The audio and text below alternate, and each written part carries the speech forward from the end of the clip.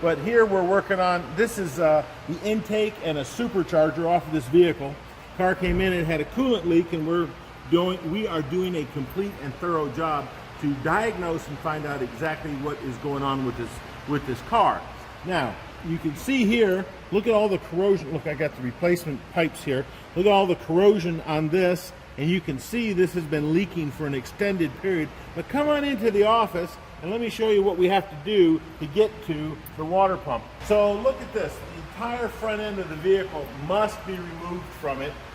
As we're getting to, here's the water pump off of this car, and you can see that there's a lot of end play. Look at the play in this thing. Wow.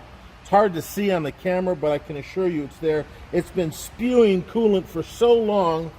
Look, it's covered the inside of the pulley, the belt pulley. This is where the water pump goes.